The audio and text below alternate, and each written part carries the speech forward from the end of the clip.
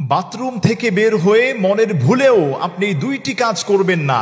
এই দুইটি কাজ আপনি করলে আপনার সংসারে অভাব অনটন লেগেই থাকবে।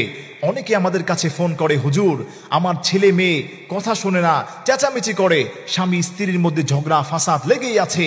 এই দুইটো কাজের মধ্যে আপনারা লিপ্ত আছেন, আপনি মিলিয়ে নেন। আমি আপনাকে আজকে বলে যাচ্ছি, এই দুইটা কাজ যদি আপনি ত্যাগ না করেন, আপনার সংসারে অভাব অনটন লেগেই থাকবে, মারামারি হানাহানি কানাকাটি লেগেই থাকে। বর্তমান মেডিকেল সায়েন্সও গবেষণা করে বের করেছে, রাসূল করিম সাল্লাল্লাহু আলাইহি ওয়াসাল্লামের হাদিস থেকে 1450 বছর পূর্বে যে হাদিসের কথা আল্লাহর নবী বলে গিয়েছেন, সেই হাদিস আজকে আমাদেরকে প্রমাণ দিচ্ছে, কেউ যদি ওয়াশরুম থেকে বের হওয়ার সময় এই দুইটি কাজ করে, মারাত্মক বিপদ তার জন্য অপেক্ষা করছে। 1 নম্বর কাজ হলো, ওয়াশরুম থেকে বের হয়ে, বাথরুম থেকে বের হয়ে আপনাকে দোয়া পড়তে হবে। যদি আপনি দোয়া পড়তে ভুলে যান, দোয়া যদি আপনি না পড়েন, তাহলে কি হবে? আপনার মারাত্মক ঝুঁকি হবে। তার কারণ হলো, ওয়াশরুমের মধ্যে, এই বাথরুমের মধ্যে খারাপ জিন থাকে, বদ জিন থাকে, যারা আপনার উপর তাসির করতে পারে, আসর করতে পারে, আপনার উপর তাদের নজর করতে পারে। যদি খারাপ নজরগুলো যদি পড়ে, আপনার মাথা মেধাশক্তি দিন দিন কমে যাবে, আপনার মেজাজটা উগ্র হয়ে যাবে, সংসারে ঝামেলা সৃষ্টি করতে মন চাবে।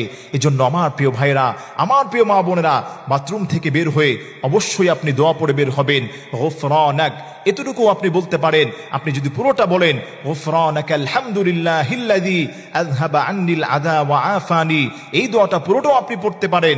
নয়তো শুধু বলবেন গফরানাক, যার অর্থ হলো আমি আল্লাহর কাছে ক্ষমা চাই। দেখেন, ওয়াশরুমে যে আপনি ছিলেন, ওই বাথরুমটা হচ্ছে শয়তানের জায়গা, খারাপ জিন্নাতের জায়গা।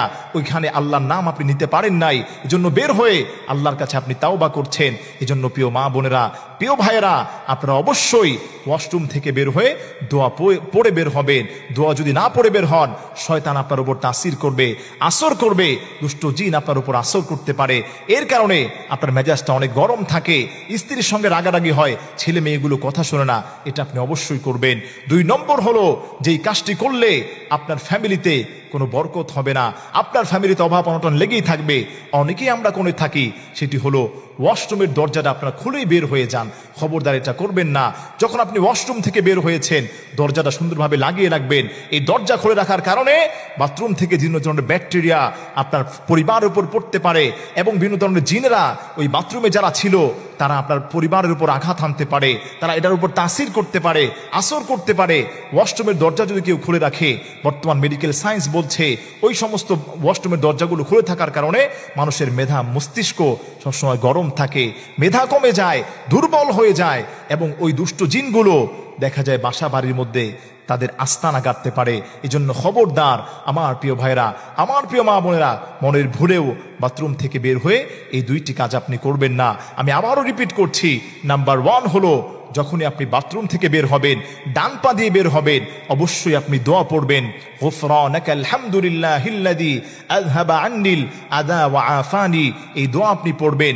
2 নম্বর হচ্ছে, টয়লেটের দরজাটা আপনি অবশ্যই বন্ধ করবেন। মনের ভুলেও আপনি দরজা খুলে আপনি বের হবেন না। যদি দরজা খুলে আপনি বের হন, মারাত্মক ঝুঁকি আপনার হতে পারে। দেখেন, এই বর্তমান সময়ে অনেক মানুষ আমাদের কাছে ফোন করে, সারাদিন অনেক ফোন আসে, হুজুর আমার স্ত্রীর সঙ্গে আমার ভালো মতো বন্ডিং হচ্ছে না, স্ত্রীরও মাথা গরম হয়ে থাকে, আমারও হয়ে থাকে, কিন্তু টাকা পয়সার কোনো অভাব নেই।